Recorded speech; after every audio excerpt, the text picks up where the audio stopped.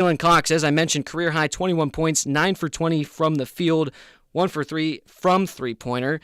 And obviously, both those guys could have gotten this, but you got to go with the winning team. Eddie Lampkin held in there and got the job done for Syracuse. All right, well, that about does it for Orange Overtime. Our next broadcast for basketball is Saturday, November 16th. Syracuse taking on Youngstown State. Game at 1 o'clock. Countdown to tip-off at 12:30. You won't want to miss it. Some thank yous to hand out. Skylar Wilkes, our lovely producer. Austin Barrick pressing all the right buttons at engineer. Dan Papello, radio replay. Nico Horning on the scripts, making sure I sound smooth and good on that department as well. And the entire WAER sports desk. We thank you all for putting together another great broadcast. And now, moving on to the double overtime up until 11 o'clock with our dot hosts Jish Sokolsky and Andrew Sulliver. Call in, get your thoughts heard. They're going to break down this entire game, and there is a lot to break down. Call 315-443-2011 to get your thoughts heard, get on the air, and let Jish and Andrew hear your thoughts and your anger. Maybe you're elated, whatever you want to say. You can also text 315-556-3929. And without further ado, Jish and Andrew, man, what were your thoughts about this roller coaster of a game? Gino, a lot more questions than answers tonight for Syracuse men's basketball, who, yes, wins against Colgate, but this might not be the same Colgate team that tested them the last 3 years. Absolutely not. And this isn't the same Syracuse team. This is a Syracuse team that, on paper, has a ton more talent. You should not be sweating out games against Lemoyne and against Colgate. It's simply unacceptable against their non-conference slate. So Syracuse moves to 2-0, but back-to-back games to start the year that leaves Syracuse fans not too confident necessarily for what is to come. Sure, this team is young. Sure, they can get better, but will they do it quick enough before the real test comes? Syracuse wins it tonight, 74-72 over Colgate, and we're just getting going right now on the double overtime.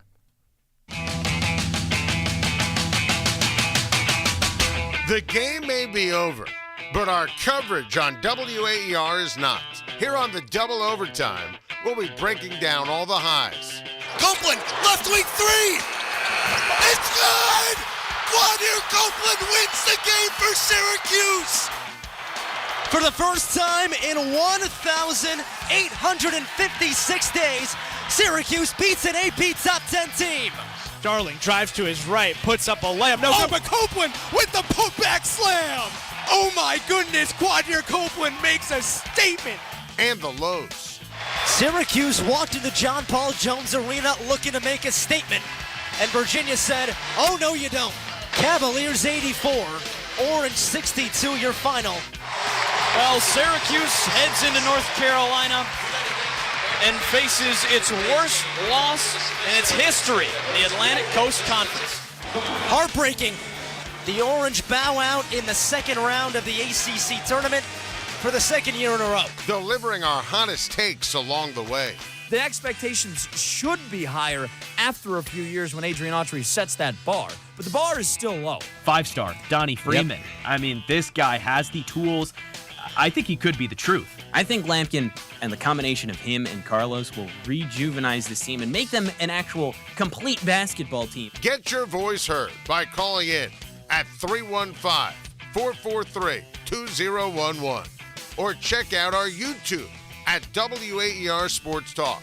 It's the double overtime, and it starts right now. It never seems to be easy for Syracuse men's basketball against Colgate these days.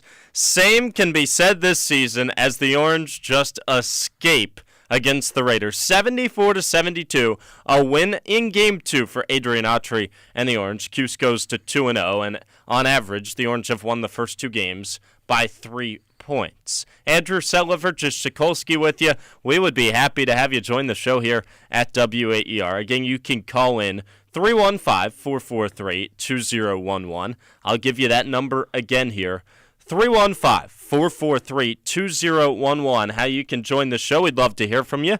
You can also text us, and I'll give you this number twice as well. Text in at 315-556 3929. Again, one more time for you, 315-556-3929. That's to text in. Tell us who you are, where you're from. We'd love to hear your thoughts on the Orange winning it by 2 over the Raiders. I'd love to hear your thoughts on the Orange winning it by 2 over the Raiders. You know, Andrew, I think the life expectancy in Syracuse might have just gone down by 5 years. The way 5 years? The way Syracuse fans had to sweat out not just this game, but the last game against Lemoyne, too. This is a team that somehow, I guess, finds a way at the end, but it seems like they've lucked into both of these wins and really didn't deserve to win either of these games, these close games, where it honestly seemed like down the stretch they were simply outplayed. I don't know about that. I don't know that I would say they didn't deserve to win either of them, but I would say that you don't deserve to walk away feeling good about yourself with the results. I wouldn't say necessarily that the Orange should have lost either of those games, but I will say the Orange made it interesting because at about the 10-minute mark, maybe a little more left in the second half, Syracuse had a growing lead. The Orange got it up to double digits. Eddie Lampkin was dominating. Woodward had 3 fouls, and it felt like Colgate was losing its footing. And you said, okay, Syracuse right now has a chance to take a lead and never relinquish the lead.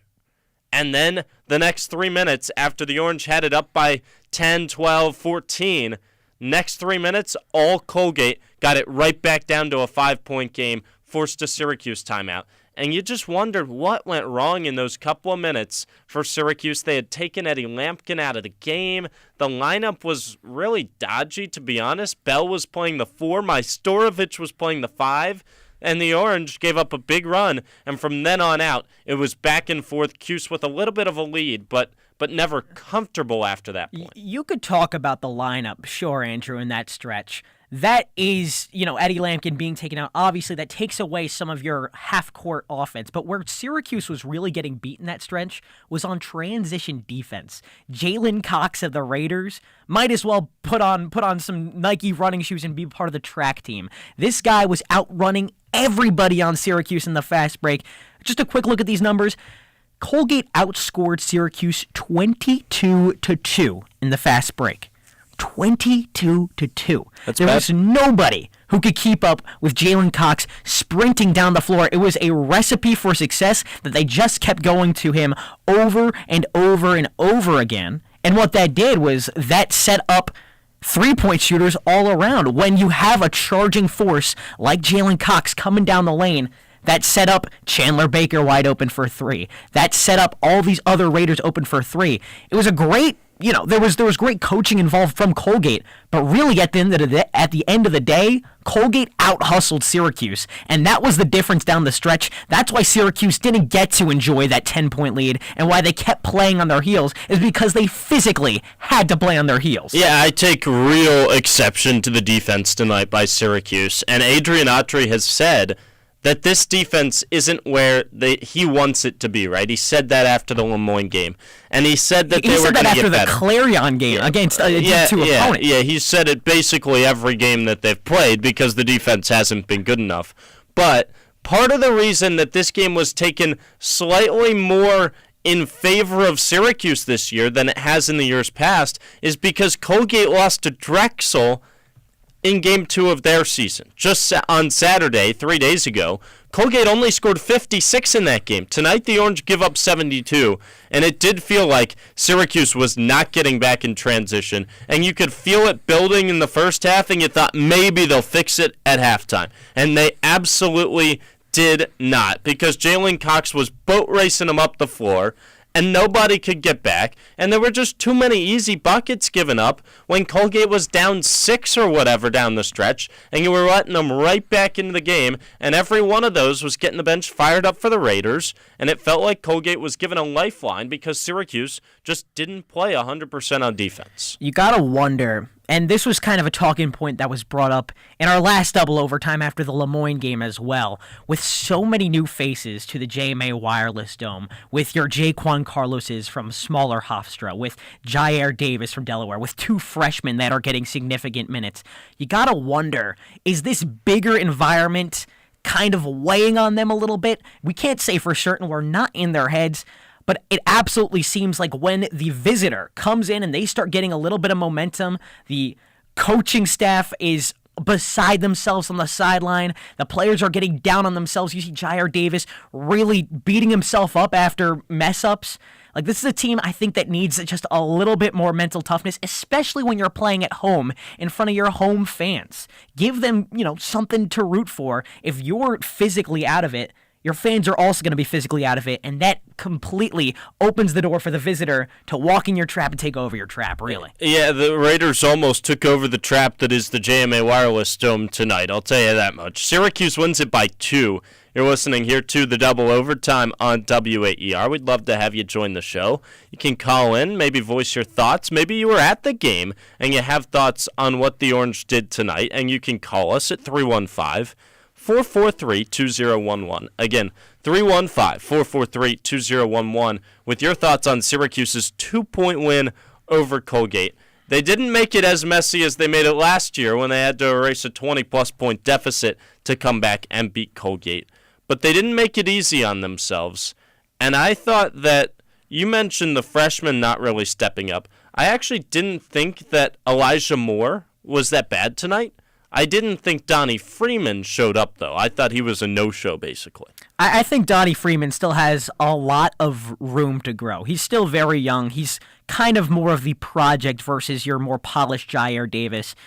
I don't think that should result in him getting fewer minutes, especially in non-con. This is the game. These are the types of games where he's supposed to develop, where he's supposed to get those minutes, but some of the missed threes when he was wide open, he kind of just looks a little awkward in transition, not really sure how to quite run it with Jaquan Carlos. There's a lot of growing pains for this team, a lot of concerns right now that, you can hang your hat on the fact that it's a long season, but if you're a Syracuse team that brought in all these transfers, you're trying to kind of get the best out of your team right away, and I don't know if Donnie Freeman at this present moment is giving Syracuse its best chance to win by staying in the starting lineup. So Doug from Syracuse has called in. Doug, what did you think of the Orange's performance tonight? What's going on, guys? Quite honestly, it was one of the worst performances I've ever seen in the Dome. I'm 34 years old. My parents have been taking me to games since I was a baby. We've seen good teams. We've seen great teams. This is up there with one of the worst performances I've ever seen, and I think it falls on the coaching staff, guys. Like, letting GMAC walk, I think, was probably the worst decision we could have possibly made. I think Autry's in way over his head. He doesn't have the right pieces in at the coaching spot, and you're seeing it. We saw it last year with Benny Williams and Copeland, attitude issues all over the place. And I'm not saying that we're seeing those same things, but this team has no culture. It has no identity. They don't know how to play defense. They don't play for each other, and it's evident when you're sitting there watching the games, especially these last couple. And I went to Lemoyne, so I know that that's not a team we should be going toe-to-toe with. Yeah. So that's my take, guys. Those are my thoughts. I just don't think we have the right coaching staff right now. Doug, I take it you were in the Dome for the game tonight? Yes, sir. Yeah. Did you think there was maybe a player that could fix that? Because it did seem like, and I think you can see the culture not showing up on the defensive side of the ball, and that's where I took real exception tonight, getting back in transition.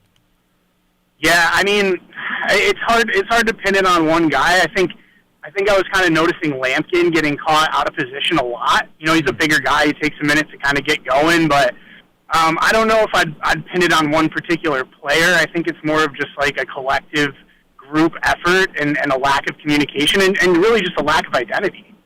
Do you think there is a particular player who needs to step up more, maybe not necessarily with his play, but is there somebody who can help with that communication in your eyes?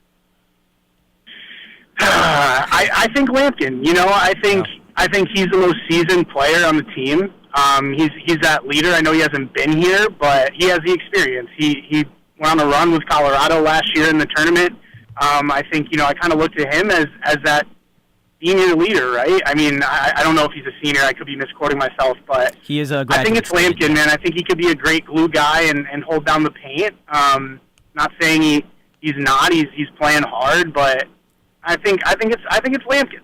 I am curious, Doug, right here before we let you go. You mentioned the coaching staff.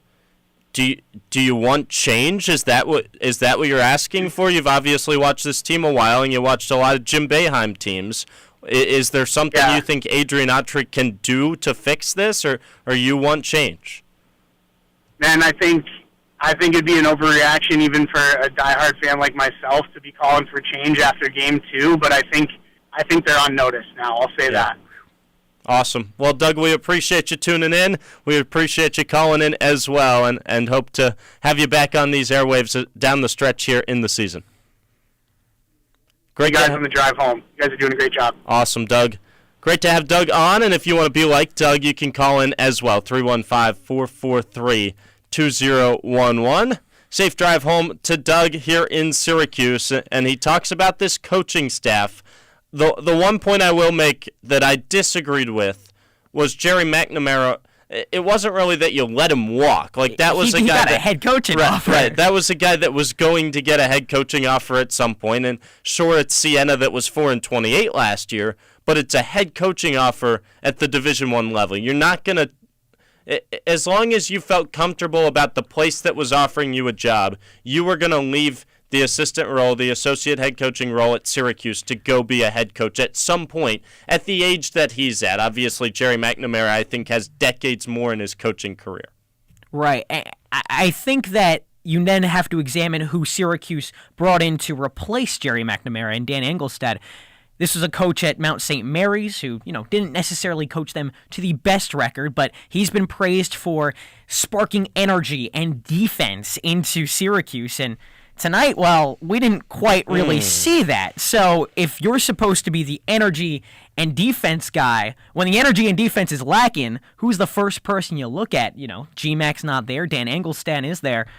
It's a matter of, okay, well, did they do a good job replacing GMAC? I did think that was a good point that Doug did bring up. I also liked the point that Doug brought up about wanting a little bit more from Eddie Lampkin. He's the graduate student on the team. He is the guy who transferred him from Colorado, as he said, who went on that tournament run last year, but he almost backed out. What does that say about Syracuse's culture that he almost went back on his transfer?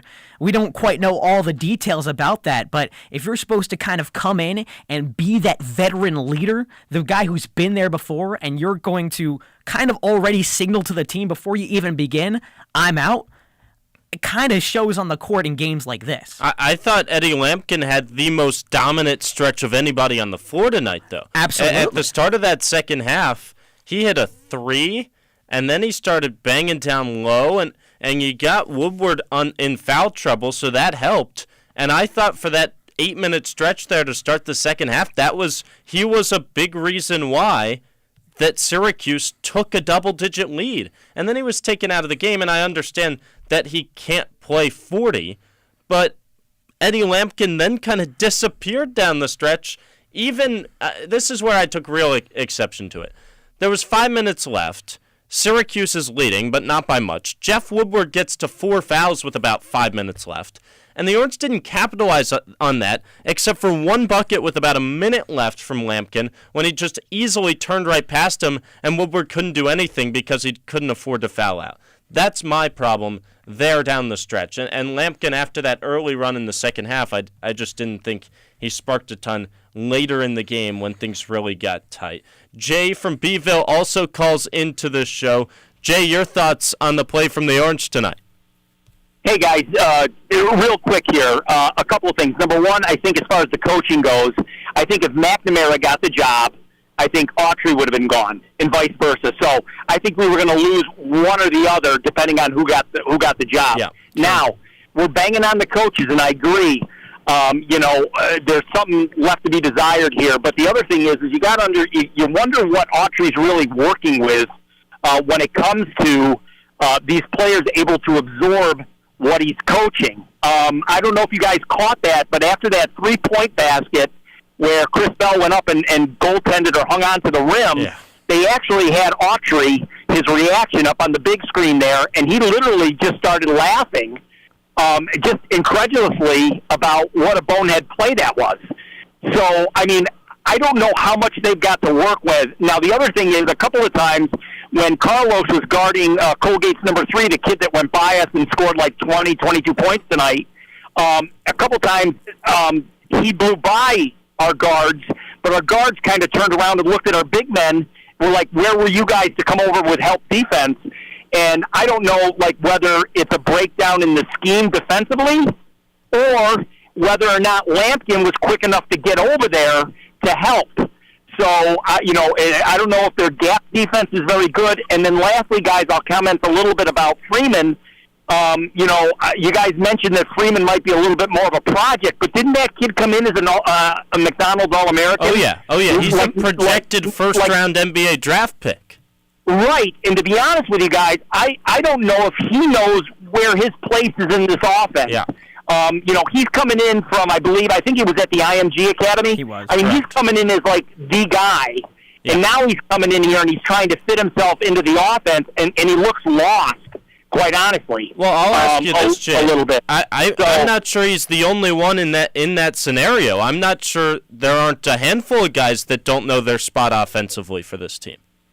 Yeah, so, again, here, the bright side is, hey, we're 2-0. Yep. I mean, we've got to hang our hats somewhere, but, Red's got to keep hammering these guys in practice, and hopefully we can get some things settled. But, again, I agree with that first caller there, the guy that said he was 34 years old and had been watching a long time. Yeah. It does not look pretty right now up there, and hopefully we can change something. Totally agree. Thank you for calling in, Jay. I thought the biggest thing here, obviously the Lemoyne game has been discussed, and Lemoyne almost beating Syracuse was real cause for concern.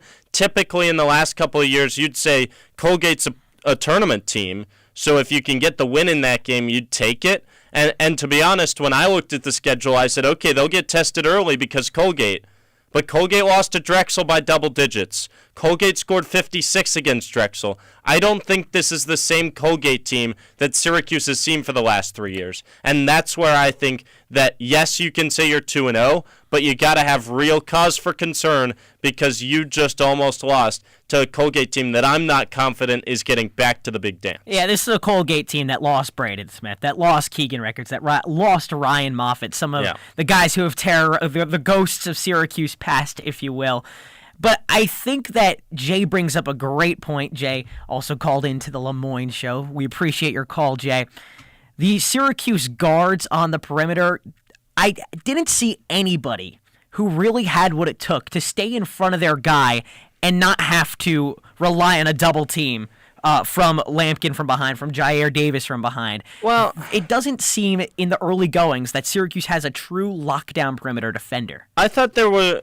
there was some ducking under screens, which I wasn't thrilled with. I thought that it was just mind-boggling that after Chandler Baker had hit a couple threes in a row, that he was then, and he didn't make these, but he was afforded in a couple of the next possessions 2 wide open threes where Syracuse was hunting down from the corner to maybe help in the paint, and it's just too much of a 3-point game right now, college basketball, to be doing that. So that was really frustrating. Again, my biggest problem, my biggest qualm with the Syracuse defense was not that they couldn't defend one-on-one in the half court. It was that it would be Jalen Cox going 1-on-4, and you had 4 guys at one point behind the ball, and all 4 of them got beat to the bucket. That was the biggest thing for me, is Syracuse just was not hustling back on defense, and the transition D was just pathetic. And even when they were in the half court, when they were getting good looks inside, this goes back to coaching. Colgate coached one heck of a game. There were good looks inside. Syracuse, as you were saying, Andrew, would send 4 guys after, would send double teams, and that's what left guys open on the perimeter. And Syracuse, again, gets burned from 3. You have to have somebody who can stay with the guy all the way to the bucket. And 6-foot-tall Jaquan Carlos proved time and time again tonight that he's just not that guy. He would get bullied on screens, in transition and in the half court, would force help defense, and because of that, that's how Colgate gets back in the game. A lot of Syracuse's issues could be alleviated if they could win their one-on-one defensive matchups. Yes, you're obviously in the transition. That's a huge issue. And that goes back to hustle and effort. That's something that you can probably get out of most players. That's the problem, though. it's harder to teach half-court defense, right? Yeah. Like those things are fixable that you are not getting back in transition. That's where I think when we talk to these callers that the frustration with the coaching staff that they have to hammer home, they have to get 100% out of their players, right? Like, if you give up a couple miscommunications in half-court defense, for now, so be it. You can't give up 22-2 in fast break points. That cannot happen against Colgate. Absolutely not. Syracuse just needs an identity from their coaching staff. You look at some of the best coaches in college basketball. You look at your Bill Selves, when Tony Bennett was with Virginia, they had an identity for who they were. They were good defensive teams, good rebounding teams. What is Syracuse right now? Is Syracuse a team that can kind of facilitate in the post? Eddie Lampkin, is that your identity? Is it a team that will try and kick out to Chris Bell or J.J. Starling to try a three every once in a while? What is Syracuse's identity? Because right now in the first two games, this is a team that showed that they are not running. They're not really playing good defense. They're doing fine on the glass. They won the rebounding battle tonight, 45-36, getting good positioning down low, but they're not scoring on those, though. They're getting second chances, and they're not scoring on them. They are not scoring in them. I think Syracuse really needs to shift its identity to that front court, to your Eddie Lampkins, to Jair Davis. These are guys who are getting good looks inside, who are finishing tough buckets, as Hudson Ridley said so many times in the broadcast tonight. That's where the Syracuse identity should be. You should slow down the games. This isn't the Syracuse of last year that's going to run and fly in transition. I think Syracuse, Red Autry, and the coaching staff needs to buy into a identity, and I think that's the identity they should go with. Again, here on the Double Overtime, you can call us at 315-443-2011. If you're watching on YouTube, you can hit us up in the YouTube chat as well, and you can text us at 315-556-3929. We've got you for a whole nother hour and a half, all the way up until 11 o'clock here Eastern Time in Syracuse, New York. Orange beat Colgate 74-72. I do want to revisit something that Jay said when he called in about the coaching staff. Last year, I think there was clear problems in the mindset of certain players. I think there were specifically a handful of tough cases of guys to coach. Like, I think Adrian Autry inherited a team that was tough to coach. Like, there's no secret that Benny Williams is not an easy player to coach, right? There's no secret that the Orange had several guys transfer out. So that meant that when Adrian Autry got to bring in his own guys from the portal, that theoretically this year should be a little bit easier. Obviously, Chris Bell is still sometimes unexplainable, but this should be a team that buys into whatever Adrian Autry wants them to buy into a heck of a lot easier. There's only 3 guys on the roster right now that coached under Jim Boeheim, so for all intents and purposes, this is Adrian Autry's team. This is Adrian Autry's, I guess, first real test as a head coach. Last year, he inherited Boeheim's team. He inherited Judah Mintz and Quadir Copeland and Malik Brown, who, sure, he had a big hand in recruiting to the squad, but this year, as you said, Andrew, you bring in these transfers, guys who should align with your vision if you're Coach Autry. And I just don't know what that vision is at the present moment, and if these guys are playing as a team or playing by themselves, right? You have guys like Donovan Freeman, who is struggling to find a role. You have Jair Davis, who is playing tough, but didn't score a single point in the second half. They stopped really going to him. I just can't find a defined role for anyone on this team right now. I don't really understand Adrian Autry's plan. What do you mean by that? I don't quite know.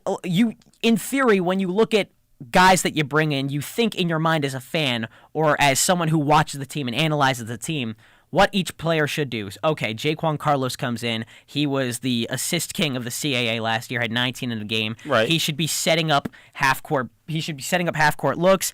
Which he is. He is for the most part, but I feel like he should hold the ball a little longer instead of just swinging it immediately to J.J. Starling and letting him try to drive down. right? I don't know what J.J. Starling's role is on this team. Is he supposed to be the dominant scorer, dominant ball handler? Is he supposed to be kind of the guy who runs out in transition? Because I haven't seen really any of that from him so far. He fouled out tonight. I don't know exactly what Chris Bell is doing. He's supposed to be your three-point sharpshooter. I think he only hit, I'm looking at the stats here, yeah, he only hit 1 tonight. This was a guy who hit 8 in one half last year. The roles of these guys are getting jumbled up and undefined. And See, I disagree with you. I think the offense is not a cause for concern right now. I didn't think that the offense was bad for the most part, except for I did not like what happened in the last 4 minutes of the game. I thought Syracuse could have easily run away with the win if they played good defense in the last 15 minutes after taking a double-digit lead. And I thought the offense had a bad shooting night and still put up 75 against Colgate. I didn't think that was necessarily an issue. I think the big problem is that you gave up 72 to Colgate when Colgate is severely outmatched down low against you.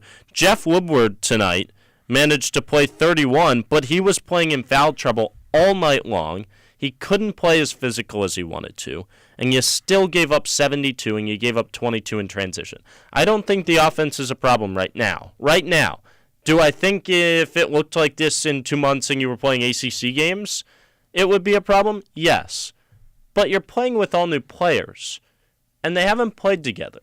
So the offense doing what it did tonight, I didn't take any problem with. I thought the defense was pathetic. I'm not going to disagree that the defense was priority numero uno. The worst thing about this Syracuse game tonight was the defense. I'm not going to disagree with that. You're absolutely right. You cannot be outran in transition. You can't get beat that easily. However, in offense, we saw so many cold stretches in the last 2 minutes of the first half with a slim lead over Colgate when you can really start pouring it on and start building on your strength, which was your offense at times in the night, and you kind of go cold. There's radio silence there, right? If this is a team, and this goes back to the identity conversation, if this is a team that's not giving you really anything on defense, they better be giving you 40 minutes of complete offense, or else this team is in danger. And there were stretches where the offense were simply quiet. I'm thinking through the back 2 minutes of the first half and the last 2 minutes of the game, the offense seemed to play panicked. I thought it was an average night offensively because they didn't shoot the ball well. I thought they created pretty good chances. I thought they got offensive rebounds. They missed at least 5 pretty easy putbacks. They easily should have scored 80 tonight, and just because they couldn't finish at the rim, they didn't. I didn't think that was a huge concern, but I did think that they slowed the pace down and didn't start looking for shots on a couple possessions, and it was like, ooh, that was a real bad possession. And once or twice, Elijah Moore saved them with a shot clock beating shot that went in twice. So I do say, yes, there were a couple bad possessions. Biggest offensive concern for me tonight, that they missed 3 front ends of 1-and-1s to seal the game. I mean, that is the sign of an inexperienced team that can't put away a game. It's a team that seems panicked, that seems like they haven't been there before. And you know what? At this point, they really haven't been there before. But at this moment of the game, you cannot play panicked. And that's sometimes what I saw from some of these Syracuse possessions that were bled out to the final seconds. And, you have, as you said, Choppa Moore just save him at the horn. Or you have Eddie Lampkin have to finish a contested 2 if he could muster it. But how about missed front end, offensive rebound, missed front end, back to back? I mean, that was terrible. I mean, hey, kudos on getting the O board. Congratulations. Make your free throws. Are you kidding me? That's the most simple part of the game. They're called freebies for a reason. Syracuse tonight, not good. They only got 50%. To the line. They got to the line 8 times. Yeah, 4 of 8. Yep. Not that Colgate was much better, 6 of 11, but it was a bailout for the Orange that Nicholas Louis-Jacques slipped and fell and didn't get off a possible game-tying or game-winning shot at the buzzer. Syracuse survives 74-72. We're going to take our first break here on the double overtime. You can still call in 315-443-2011. We'll talk to you on the other side of this break. Stick with us here on WAER. Thanks for listening. Not a member yet? Make a first-time gift today and help empower WAER to provide trusted journalism, music discovery, and community conversation for all, no matter where you live or how you listen, from broadcast to podcast, on air and online. Members help power everything you find at WAER. Please give today at WAER.org to support this work. 88.3 WAER, bringing news that matters to you, making you better informed and better connected to your community. I do a lot of rebar work, structural work. Right now I'm digging holes, 81s for post-structural work, so it depends on how it goes for the day. It's different things. Listen to WAER News every weekday during Morning Edition from 5 to 9 and All Things Considered from 4 to 6. Find our full program schedule at WAER.org. We know you've got a lot to do in a day, and sometimes it may not be easy to tune in at exactly the right time to catch WAER News. But WAER News is always available, wherever and whenever you are, without a paywall. Visit our website to use our live stream or catch up on local and national news, as well as podcasts on our website at WAER.org. How do you bring positive attention to your business when giving back to the community? Maybe you issue a press release or an announcement to foster goodwill. Well, program sponsorship on WAER can serve the same purpose. On-air acknowledgments of your philanthropic support for public media creates a halo effect that boosts your company's image. Plus, our audience tends to support the businesses that help bring public radio to our community. Learn how you can get started at WAER.org/sponsorship. Moore, beautiful move and a score! On a sidestep jumper from the near baseline, he's smiling, giving the Orange faithful something to cheer about. Syracuse survives, beating Colgate 74-72. Welcome back to the double overtime. Josh Sokolsky joined by Andrew Sullivan, taking you all the way to 11 p.m. tonight. If you have anything you'd like to say about this gutsy, nail-biting win for Syracuse, please feel free to let your voice be heard on our show, 315-443-2011. If you'd like to call in, 315-443-2011. Or if you'd like to text us, the number is 315-556-3929. Now, was it that gutsy, Josh? Well, we'll get into that a little bit because I think we've gotten a lot of the negatives out of our system. Sure, I think there was a lot more bad to be taken from a 2-point win over Colgate than good. But at the end of the day, when the final horn sounded, Syracuse is still 2-0. They still won 2 back-to-back games. Coming out of it, just really pulling it out in the last few moments of either of them. But they didn't tonight go out and win the game in the last minute. They avoided a loss. Correct. They were basically gifted the W because Colgate just couldn't quite hit that game-winning or game-tying shot. But they certainly, with their free throw play and their offense in the last 4 minutes, did not go win the game in a close game down the stretch. It's definitely something to be said. The nerves were, I guess, a little bit too high for Jair Davis, who missed 2 what probably would be game-winning free throws if he made them, and then Lucas Taylor missed 1 as well. Jair Davis was a 80% free throw shooter last year. Hit a 3 earlier in the evening, if I'm not mistaken. Yes, he did. Believe it when I see it that he's an 80% free throw shooter. I will believe it when I see it. But before we dive a little bit more into Jair Davis, we got a caller, Rich from Clay. What did you see from tonight's game, Rich? Hey, good evening, guys. So I think, including tonight, and going back even the last couple of years, I think what's apparent when you go back over the last 12 or so years is the drop-off in talent and, X's and O's aside. And I think tonight specifically, my takeaway for this year is I'm worried about our defense.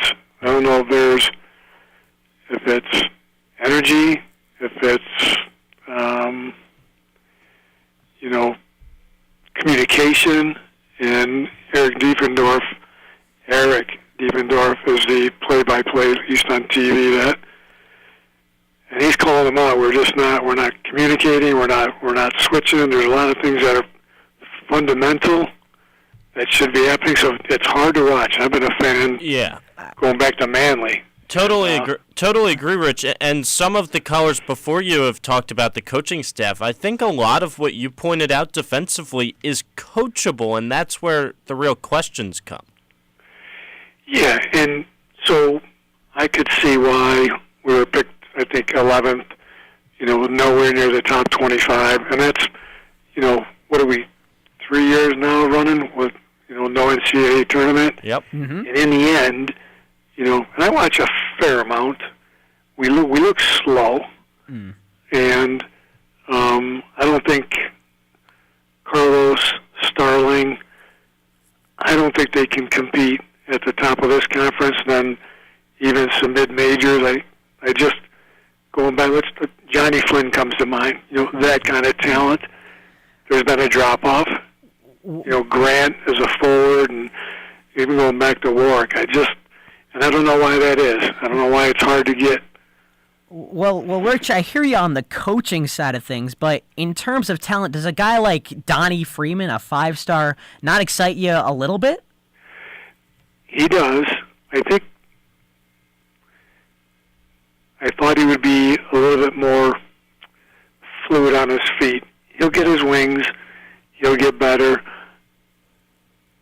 I think there was one game he just couldn't guard on the perimeter, and so it will come down to matchups game by game, and so he does, make no mistake. If they're on TV, I've listened to your broadcast for years, and we've had great talent. We're going to get even talent. I think next year we're lined up to be probably as stacked as we've been in a long time. I myself am questioning the coaching staff, and I'm a diehard fan, but I don't know if I've seen much progression from the exhibition game till today. It seems like the same defensive lapses. You can't win without defense, and you guys know it. Everyone knows it. And that's where it starts, rebounding and defense. And if you can't do one or the other, you better do both. And if you expect to compete in the ACC, let alone the tournament, I'm worried. Yeah, I totally agree with you. I think that's the biggest question mark for Syracuse, and we really appreciate you calling in, Rich. You got it, guys. Have a great night, man. You too, Rich. I think everybody's questioning the coaching staff right now, Jish, and that's where my thought goes, is defense, which leads you ultimately at the end of the day to the coaching staff. I 100% agree with all of our callers so far. All of them have had a common theme to coaching staff. We got somebody texting in too. Ian from Rochester says, this game ended my 45-year season tickets. To only beat Colgate by 2 points is a disgrace. To Red Autry, you have made me less of a fan. That's Ian from Rochester. Whoa. I understand that the coaching right now has a lot of Syracuse fans concerned, but to say that it's made people less of a fan, I don't know. Is that a little too harsh? Is it just because it's Red Autry's second year and he doesn't have all the years and acumen of Boeheim? To say less of a fan after this, I mean... I don't know that it... Well, I mean, ending your 45 years of season tickets is a bit extreme, but less of a fan... I can see where Ian comes from, because it was agonizing to watch. Like the free throws at the end, the defense was just mind-numbing to watch this team stand halfway back on defense and just let Jalen Cox run by you. Let him. Like no hustle. It wasn't like they put him on one end line and sprinted him down there and he was faster than them. They had a head start, and they simply did not stop the ball in transition. And those are the things that I think can make it really hard to watch a basketball team. And there were some times tonight that I was struggling to watch this game. I 100% agree. 1-on-2 fast breaks are typically not supposed to be won by the offense, but Syracuse was just flat-footed in transition. We've talked about transition ad nauseum, but it's only because this is something that is fixable. This is something that's coachable. This isn't something that it's just, okay, whatever, we'll get him next time. We'll get better talent next time. As people have said on these airwaves in the past, get better players. These are things where it's a mindset. It's a culture to run, to be active in transition. Syracuse simply didn't have that. And that's what makes this game so frustrating, is because you see how this team can be fixed, and it's a matter of them just buying in and winning as a team, building that culture. I don't know where you go. Like, if you look at the schedule, obviously Syracuse should be okay for a little bit until you have to go down to Brooklyn next week. But this didn't look like a team that can win a Power 4 Power 5 game tonight.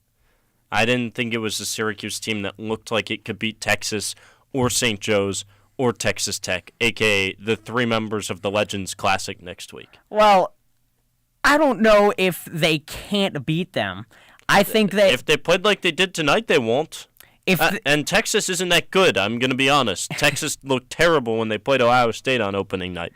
But still, if Syracuse plays like it did tonight, they're not beating any of those teams. I think there are positives that Syracuse can and should lean into if they want to actually start winning games instead of avoiding losses. And I think it all starts with the big men in the front court. I think Eddie Lampkin and Jair Davis were perhaps the only reason Syracuse didn't lose tonight. If you think there are any other positives, or if I'm completely mistaken, Eddie Lampkin and Jair Davis didn't quite do enough either, please let us know. Call into our show, 315-443-2011, the number to call. Or you can also hit us up on social media. Go to Twitter. Go to at WAER Sports Talk. We've got updates there as well. Please interact with us there too. But I think if you really lean into that front court, Eddie Lampkin, when he was on the floor tonight, had a plus-minus of 11, but even with the eye test, with the box score, everything Eddie Lampkin was doing was good. He was doing a good job getting camped up at the elbows on either side, finding cutters, great assists. He has really great vision as a passer, as a facilitator. Syracuse has, I believe, a much better half-court offense this year than it did last year, thanks in part to their front court. They should really lean into that. Yeah, double-double for Lampkin tonight. 5 assists to add to it. That was tied for the team lead with Jaquan Carlos. He can really distribute the basketball if he doesn't hold on to it too long. He's either got to go to the bucket or he's got to distribute. There were a couple times he got caught red-handed tonight, just holding on to the ball in the lane, and a couple guys got in there, stripped it away from him. So he's got to go a little bit quicker, I think. But I do think for a big man, he's got some of the best passing abilities that we've seen at Syracuse in the past decade. And I think Syracuse should really help out Eddie Lampkin a little bit more as well. I know that he's supposed to kind of be the senior leader, but I think Syracuse as a team, X's and O's wise, can really help him out. I think back to the first quarter, Eddie Lampkin was hounded in the corner, had to throw an errant pass cross court. Nobody came around to help him on the perimeter. That's not necessarily Eddie Lampkin's comfort zone. So when he's on the elbow, when he's underneath the basket, the cuts that Syracuse was getting was the reason their offense stayed afloat. I think back to a Chris Bell dunk to start the second half. That's Syracuse at its peak. If we see more of that, Eddie Lampkin stationed in the high post, finding guys, Syracuse can continue to lean on that as a strength. The defense is something they will have to fix. But in order to reinforce your strengths, you run through Eddie Lampkin some more. Totally agree. Michael from Manlius calls into the show as well. Michael, anything that you thought was positive tonight from Syracuse? Yeah, I think that SU shows up when it comes down to crunch time. And this is a trait we've always had at Syracuse. And I just want to say this season is a marathon, not one race. And you can either have fight or flight.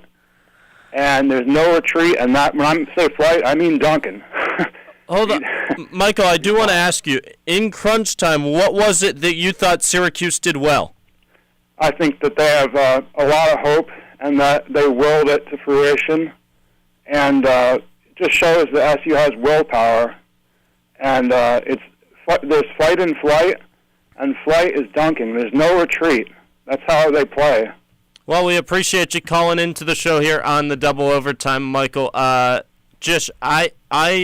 obviously liked the way Syracuse closed it out. I know you can say a win is a win, but the last 4 minutes were probably some of the worst 4 minutes of the basketball game from the Oaks. I actually thought that was my least favorite part of the game was those last 4 minutes, was the way they closed it out, because they could have done so much more. They could have ran back on defense. They could have had better set. They could have made free throws. They could have made free throws. They had not one, not two, and we cannot stress this enough. 3 opportunities, not just to make a free throw, but then earn another and really bury the Raiders. Hey, keep in mind, you only get 3 possible 1-and-1s in an entire half, and they managed to miss the front end on all 3 of them. All 3 of them. Jair Davis twice, Lucas Taylor had a great clutch offensive rebound, so maybe that's what Michael's talking about, showing the heart. He also hit the deck at the end of the game to get Syracuse the ball back in the last 30 seconds when Colgate was threatening. So in certain cases, sure, Michael, you got a point, but you got to make your free throws. That game convinced me less that they had chances to win close games later on. Not even a little bit. Sure, you can point to the Lemoyne game where Chris Bell has he kind of lucked into the game-winning steal. Guys kind of ran into each other.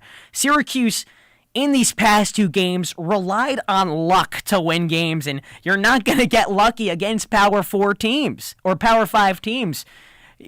If you miss free throws down the clutch, much more talented teams are going to make you pay. They're not going to fall on their face when sprinting down to the other end of the floor. Yeah. They're not going to not going to just crash the board and not box you out and not get offensive boards. Really, Colgate lost the game more than Syracuse in the last 4 minutes, and not the other way around, where Syracuse beat them in the last 4 minutes. Yeah, and we also had the old Chris Bell hangs. What was going on with rim. Chris Bell? Well, apparently Adrian Autry was kind of laughing on the screen when he saw that. Just I don't know that that's an explainable play, to be completely honest. And I think you're good for about one of those a game from Chris Bell. That's just the player that he is. I was gonna say, didn't we have a Chris Bell incident against Lemoyne too, where he hit one of the players with a too little celebration when they were down 4? Yeah, and there was classic Chris Bell when he got the cut in to get the takeaway to basically win the game,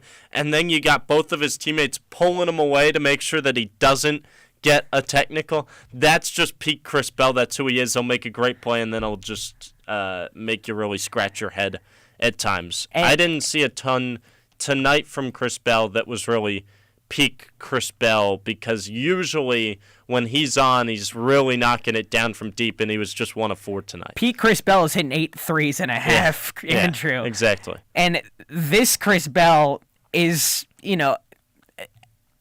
It goes back to the theme of the night, which the theme has been coaching. The theme has been, through all of our colors, through what we're really getting into, it's coaching. And I think Chris Bell is kind of the prime example of that. He kind of sticks out with some of these antics on the floor. Not to say, he's a junior at this point, right? When you're a freshman and a sophomore, you have a little bit more leeway, play a little bit more emotional. Now you're one of the leaders on this team. You've been with Syracuse for 3 years. You were the longest tenured player with Syracuse. I don't know that Chris Bell and leader go in the same sentence. I to think be completely honest with you. At this point in his career, it absolutely has to. No, but I'm telling you, it doesn't. It doesn't, but it has to. I don't know that's not going to happen, Jish. I'm sorry to break the news to you, but J.J. Starling, Eddie Lampkin, and some other guys are going to have to be the leaders of this team, because I will tell you that Chris Bell is going to be the guy that's being held back by his teammates, not doing the holding back. It's kind of a holdover from, I guess, the Benny Williams days. He was the one correct who stayed behind. And we made the point that it is not one of the guys that Chris Bell is one of the only guys from the Jim Boeheim era that we talked about how this team feels more like it's Adrian Autry's team, and there has to be more buy-in from his guys. Chris Bell, I'll cut Coach Autry a pass on because Bell has been here for 3 years and in some regards can be one of the best shooters in the country, and in some regards is really just a tough coach. Well, Coach Autry was also here when Boeheim was coaching Chris Correct. Bell. I'm just saying that Chris Bell has always been this way. There's not really. I'm not convinced that Coach Autry can do a ton to change it because I think he's tried. Well, if you can't change him, then I guess you bring someone in to kind of, I guess, counteract that. No, he's too good of a shooter to let him transfer out. He's too good of a shooter to not play him. Absolutely. He has to be on the floor. I'm not suggesting that either, but I think this is why you bring in guys like Jaquan Carlos and Jair Davis and Lucas Taylor, kind of upperclassmen who have cemented themselves in other programs and helped build them up. Specifically Jair Davis. After the Lemoyne game, Adrian Autry said that they don't win that the Orange don't win that game without Jair Davis's effort. Tonight, the box score maybe doesn't show that as much, only 8 points, 9 boards, 4 of them on the offensive glass, really good, but Jair Davis is one of those guys who's going to provide you toughness on the floor and I think off the floor too. So I guess you kind of get that kind of counteracting balance between your Chris Bells and some of your transfers. Does that beg the question though? Do you need to see more of that vocal leadership, of that leadership on the floor from these transfers? I guess that's not really our place to say, but it definitely would be nice to kind of counteract a moment where Chris Bell is dangling from the rim on a block attempt. Yeah, but that's what you take with Chris Bell on the floor, is what I'm telling you. I've watched too much Chris Bell basketball to think that that's fixable. You take that in exchange for the maybe 8 threes that he'll make the next game in the first half. That's just how Chris Bell operates. Ron has texted in. He said, guys, the double overtime postgame show has been more entertaining to me than the game I watched tonight at the Dome.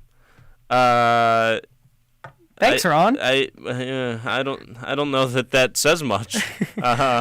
I appreciate that you're tuning in. It's a Ron. kind sentiment from Ron, obviously, but we had a low bar to pass. It's true. And if you want to text in about the game itself, about what made it so boring, you can do that. 315-556-3929 is the number to text. Or if you want to get your voice heard and really sound off on this Orange team, or say why we're overreacting, you can call in and tell us why. 315-443-2011.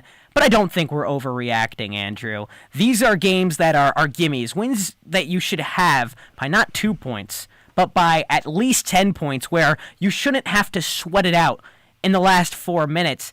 And that does reflect on the last 4 minutes like we're talking about, but it also reflects on that middle stretch when they took Eddie Lampkin out of the game after he basically was the entire offense coming out of the second half. A quick 3, a quick assist, some nice finishes around the rim.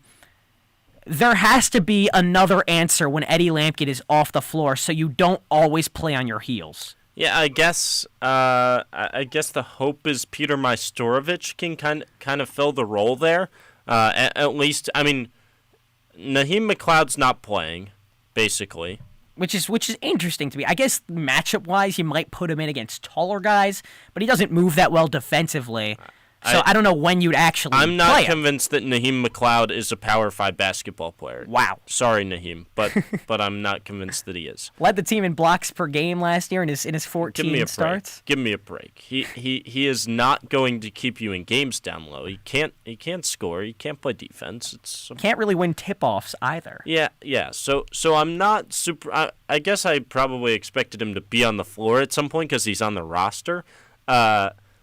But I think that Lampkin and maybe you put Donnie Freeman at the 5 occasionally, but Donnie was kind of, like we said, a no-show tonight. Donnie Freeman did not really do much for the Orange tonight. And so at one point, they got caught on the floor with these 5. Jaquan Carlos, Elijah Moore, Chris Bell, Peter Majstorovic, and Jair Davis. I mean, that's Peter Majstorovic and Jair Davis at the 4 and the 5. Like, that's a That's a puzzling lineup to Which I think then does make it worth the ask. Should Donovan Freeman get some reps at the 5? He's 6'9", but a tall 6'9". It reminds me. He didn't play well tonight.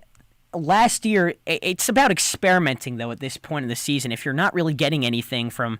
you got to win the basketball games, Jish. That's true. But I think when you have that kind of cushy lead, maybe they didn't. They won the game by 2. Well, yes, they didn't at the end, but when you're up by 10, you take Eddie Lampkin off the floor, you have to have a better answer at the 5 than Petar Majstorovic.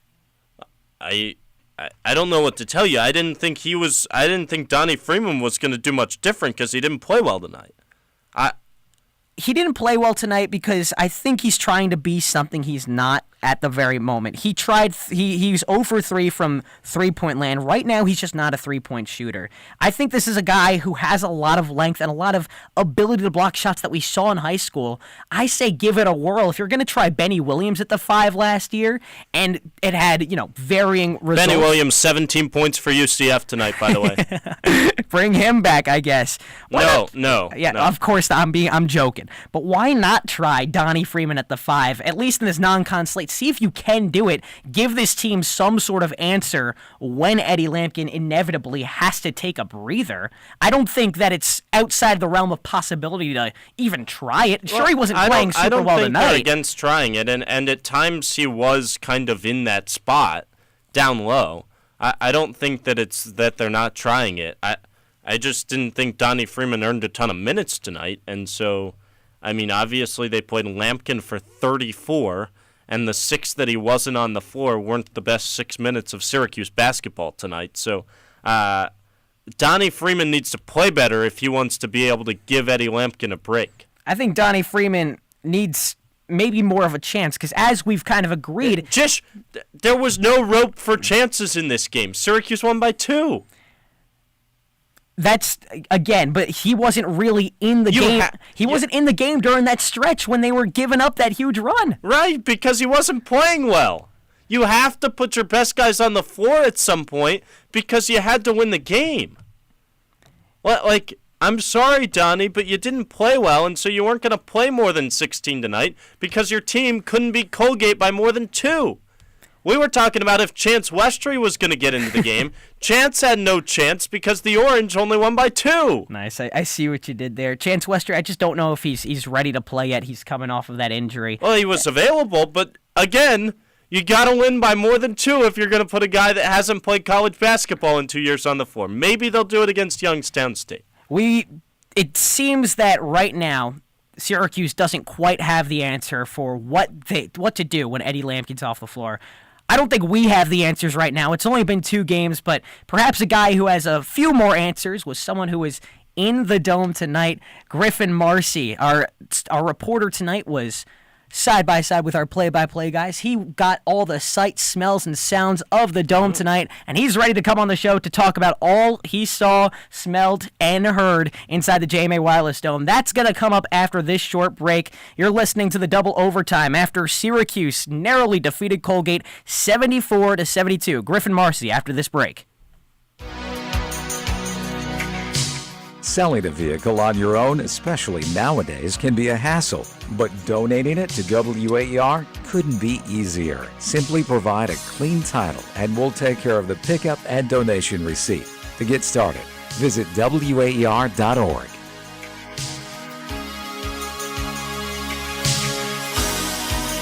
Who's gonna drive you home tonight? 'Cause even Superman needs space to breathe. I'm Scott Tong. The rapper Jay Swiss with Eric Roberson is reaching out to men. He's kind of focusing on men and how, there's so much pressure that men feel on a day-to-day basis. That and other new music next time in Here and Now. Weekdays from noon to 2 on 88.3 WAER and streaming live on WAER.org.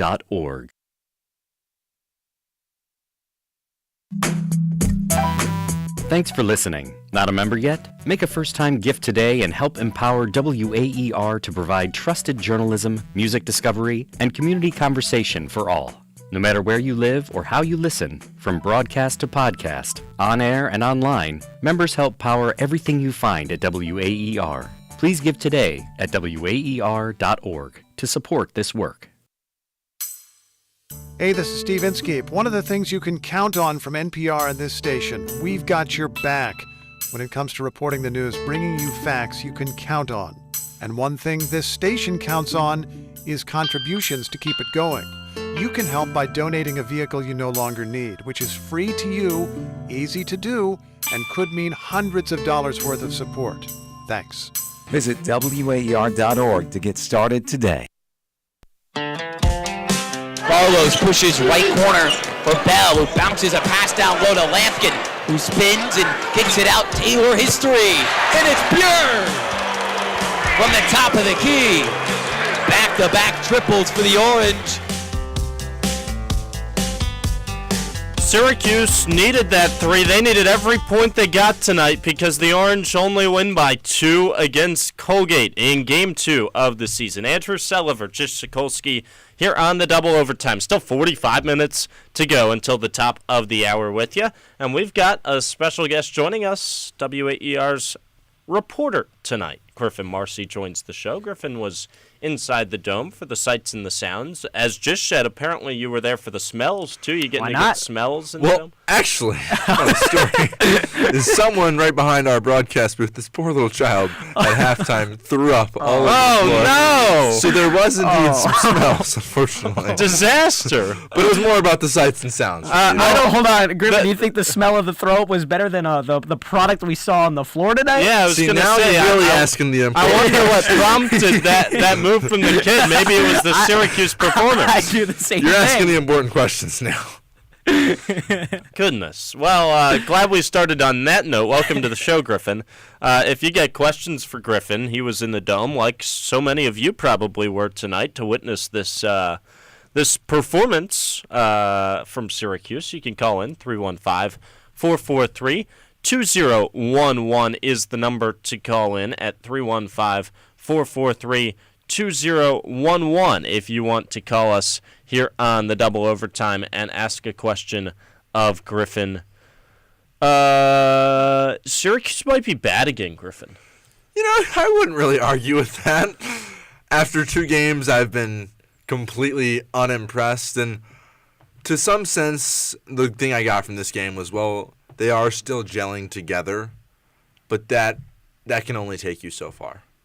This was a game tonight that was indicative of larger problems, and it was present throughout the night. There's no reason you should be going down to the wire with Lemoyne and Colgate to start the season. Both of them. That's ridiculous. The old CNY combo. 2 for 1 and a couple wins by 2 and 4. Yep, so that's 6 points combined from the 2 games. I mean, are you kidding me? What's the point of scheduling teams like this in your first 2 games of the season? Kind of like widely seen as tune-up games, and you're going to lose? Why are on earth? We'll win by 2. All right, let's not question the scheduling. This is a normal schedule. But. Well, I understand, but at this point, can we take Colgate off the schedule? No! That's soft. I don't care. No! They are struggling. No! I don't care. You got to play them. You do. Can you imagine Syracuse shies away from playing Colgate? It shouldn't be the way it is, but it's the way it might need to be. No, that's a terrible, terrible take. I understand the way it looks. It does not look good, but right now it's doing worse for this university than it will in the positive. No, it doesn't matter if your basketball team's bad. They're going to lose no matter what to whoever they play. You got to play Colgate. I mean, this is actually – I actually think it's good that they're playing Colgate because I think it gives them a middle-of-the-road test early in the season. But that is – no. Colgate's a benchmark. You cannot not schedule Colgate because you're scared of them. I see the positives of scheduling. I think one thing it really gives you a positive of is playing a team with this type of style of basketball, that quick-moving, fast-paced three-point offense. But they just continue – you just see what this win does to the resume. Nothing. And then you see what a loss can do to the resume, and it kills it. Who do you want to play? You gotta play games, and sorry, Syracuse isn't that good, so they're gonna be tested in these games. I agree, but you can save those tests for a little bit later. But you want to crawl, no, that's not how this works. You want to crawl into the tournament. You don't want to have these early tests where these. I'm sorry, but they weren't getting in the tournament last year, the year before, and the year before, whether they played Colgate or not. I understand. It is an indictment on the university that they have to sweat out Colgate, that it is a team that we're even discussing having to take off your schedule. It is an indictment on Syracuse basketball over the last 4 years. I agree. But that doesn't mean you take them off the schedule. It's a litmus test. It tells you whether or not... Well, they're failing it every year. Correct. That doesn't mean you can't stop playing it, though. What's the alternative? Do you imagine that they'll have better success against... Like, what other team do you...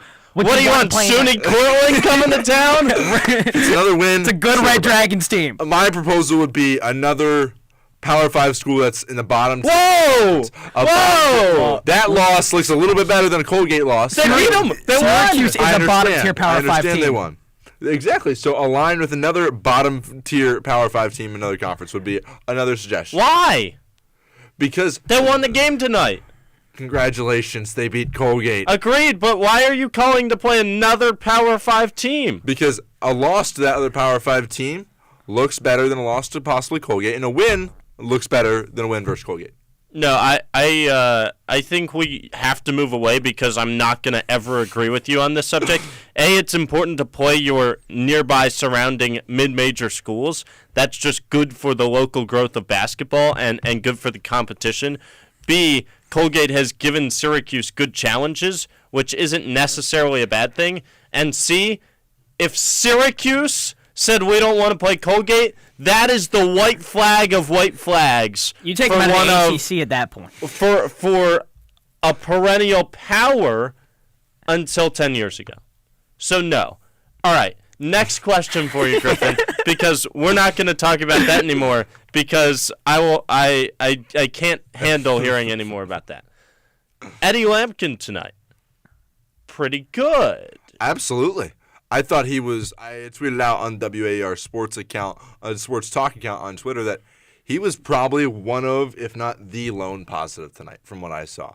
He was, part of it was a matchup thing that he had the absolute upper hand in this matchup tonight, and just in terms of overall size and strength inside, and he really dominated, and he was that low post presence that Syracuse hasn't really had over the last couple years, and I thought he really provided a good stint on offense. He played almost 35 minutes for him tonight. That was really huge, because the few minutes he went out, I heard you guys talking about what they should have done when he went out. The few minutes he went out, it did not look good at all. No, it kind of let Colgate back in the game. It did.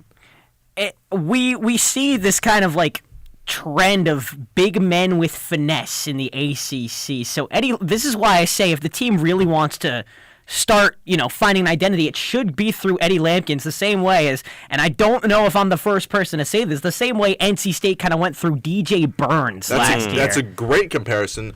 I think Eddie Lampkin should be the center of this offense. It doesn't have to be always feeding through him on the block and letting him go to work in the post, but you've also seen he's a good facilitator. I think there was a couple plays earlier in the season, exhibitions, that he's shown you like he can do those wraparound passes and feed down on the low block. He had a nice pass tonight to Chris Bell. He caught it on the elbow, a little pocket pass backdoor. Bell finishes in beautiful. You run. That was Jair Davis the other way. Right, to Lampkin, right? No, that was... Yes, that was Lampkin. I thought that was good too. I'm talking about like more Lampkin as the facilitator, run the offense through him, whether it's at the free throw line, whether it's a low block. Just that's when the offense was looking the best. He set up that M1 dunk, right? Yes. Yeah, okay. DJ Burns, by the way, in NC State, not a good basketball team until they started playing the ACC tournament. Hey! So I don't know if that's who knows? I don't know if that's the route you want to go. You beat Colgate by 2, but you can run through Duke in the ACC. Sure. I don't know. Make a Final Four run with Eddie Lampkin. I don't know if that's gonna happen. Griffin, defense. Actually, no. Hold on. I made a mistake. First, we had a caller that mentioned Chris Bell's foul and one that he surrendered while hanging on the rim. You got anything on that first? What happened? That, I think, from my perspective, looked like he had kind of just come in at it from the wrong angle, and then he had grabbed the rim, and then he didn't want to let go to like hurt himself because he would have fallen flat on his back or something like that. And so it was kind of just. Well, you don't just get to go jump up and hold on to the rim when you're playing defense. He came from the other side of the court, and if he would have just not taken that approach, he would have probably ended up hurting himself. Why he decided to pull up on the rim and just you can't touch the rim at all. I understand that. I don't think that was his intention in the beginning, but once he got there, I was just like, it was. I think, like you said, I heard a little bit of the show. It was the one Chris Bell unexplainable moment of the game. Yeah, you're good for one of those tonight. You're absolutely correct, and that was his tonight.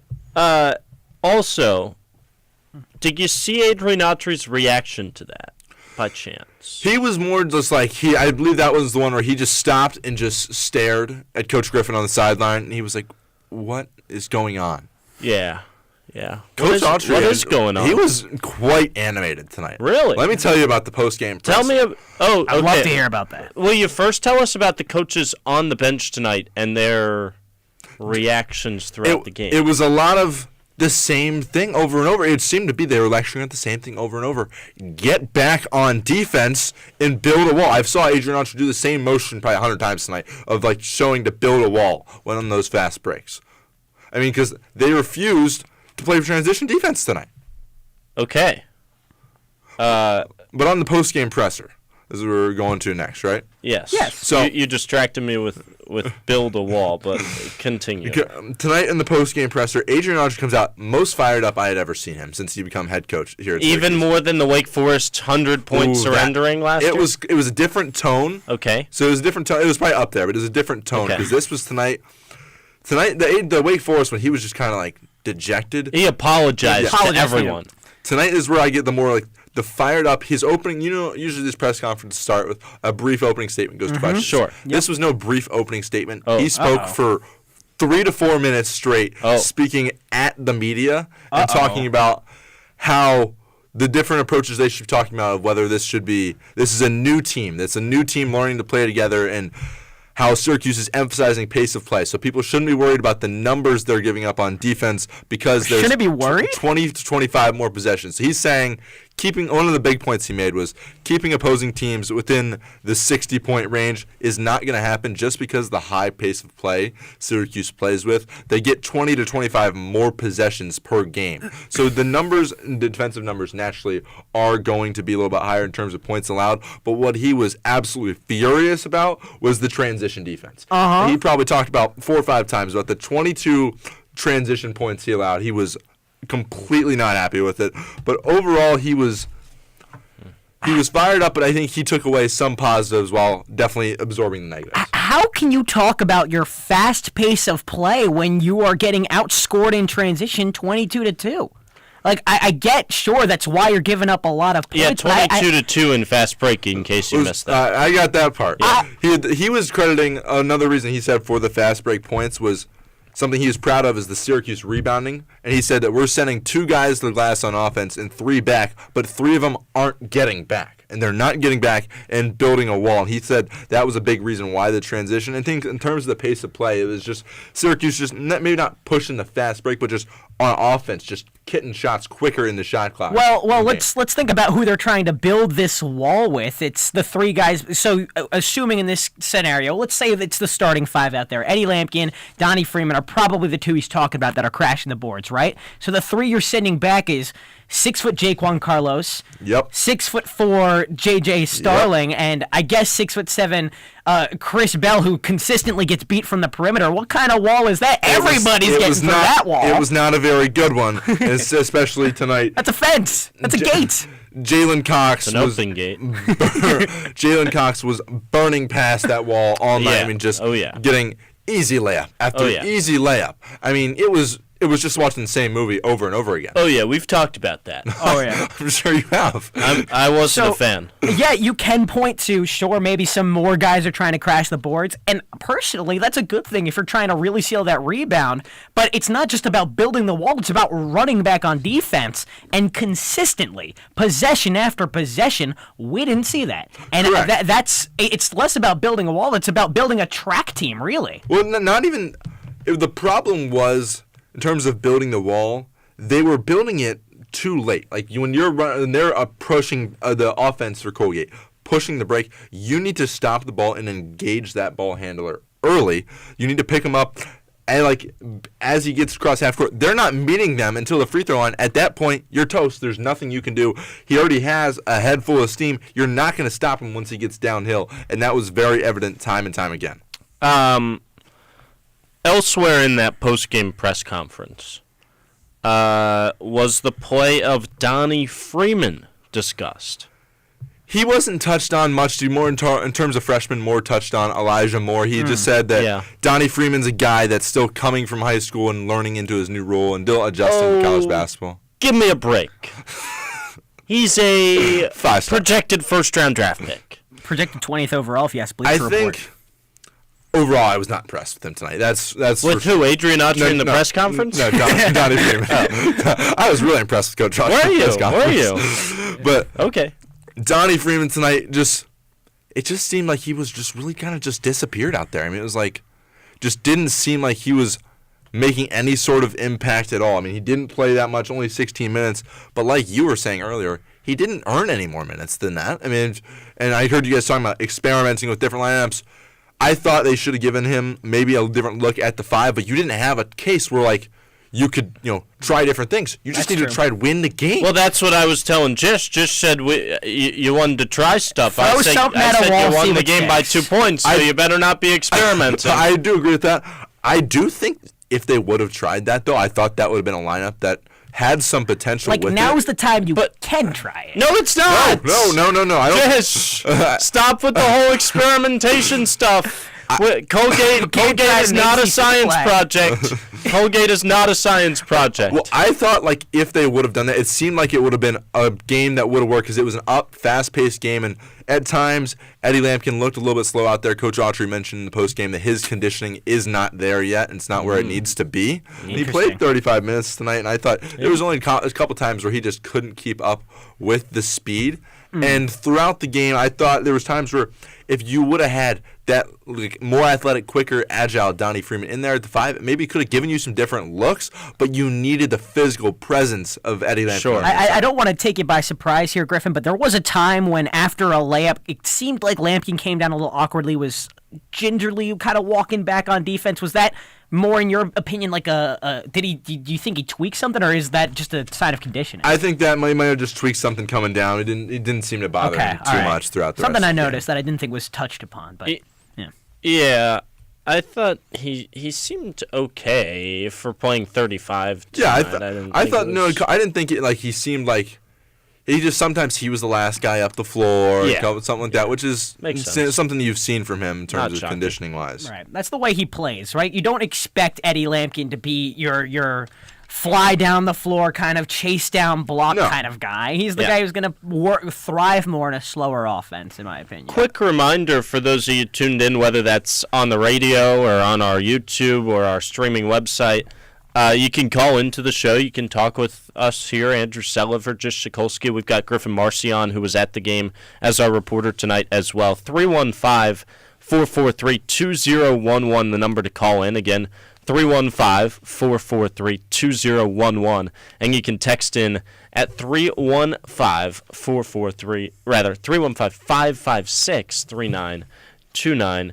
Griffin, I want to hear what it was like being in the Dome in the last minute when Syracuse, keep in mind, you in a half can only get 3 1-and-1s.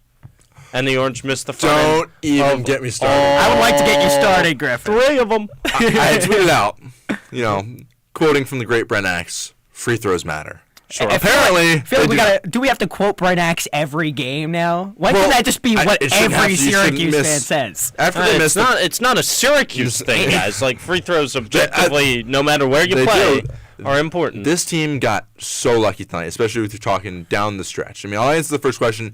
In the Dome at the end, the crowd was really into it. It was a pretty solid crowd, especially for a Tuesday night game, a non-conference game. I thought the crowd was pretty solid. Couple times I thought the air was really about to leave the building as a whole, especially after not 1, not 2, and not 3, like you said, or 3 missed free throws at the end. I thought that was a great point you made earlier. Is You only get 3 1-on-1s. Oh yeah. All 3 of them gone. I'm not sure I've ever seen that. I was thinking that too. It's been a while if I have. Especially after you got the offensive rebound. Yeah, it was amazing, wasn't it? And it felt like it was coming too, because it didn't feel like this team was going to ever close out that game. It felt like Colgate was always going to have a shot. Now, I think the real MVP were probably the Libman mop scrubbers who I guess missed that one spot where Cox slipped at the end. They just got lucky because at the end. But not a new thing either. Like we've only seen 2 games from Syracuse, and all of a sudden we already have a trend that not only did they fail to close out the game tonight and still win, they also failed to put Lemoyne away. Dolphins had the ball, had a chance in a one-possession game too. The one caller, Michael didn't. Yeah, Michael made a bad point, unfortunately. Said he thought Syracuse did well down the stretch. Love you, Michael, but that was a bad point. I just didn't understand that at all. I mean, Colgate had chances to win this game. Mm-hmm. I mean, there was the 3 in the right corner that went in and out. Don't even get me started on how many times Colgate tonight had in and out threes that I thought should have dropped. Then there was the mid-range jumper by Jalen Cox that should have went in, and then they have the slip at the end in the corner. I mean, that was 3 chances right there. That Syracuse's season looks completely different. Honestly, 3 chances because they missed 3 1-on-1s. If I'm like a Colgate fan or a part of the Colgate coaching staff, I'm probably even more upset than if I'm part of Syracuse because this is hold on. This is a game that was in your reach and you had chances to win. You could have gotten that signature win and proved to the world, hey, we're not just some pushover. But they also choked towards the end, so it's a matter of who. Like both teams have a case to be more upset. I wouldn't say that. I mean, choked is kind of a strong word to me because I think it's not like they made mistakes. They just didn't take advantage. Like just didn't hit like shots that weren't exactly the most easy shots. I don't see how on earth you could be more upset if you're a Colgate fan than a Syracuse fan because Colgate, you're going on the road in the Dome, taking Syracuse wire to wire. That's something you can be proud of. If you're a Syracuse fan, I don't see how you can be proud of it. Oh, I've got something good for you. Let me hear it. I've got something good for you. I would love to hear it. So we had Ian from Rochester text in.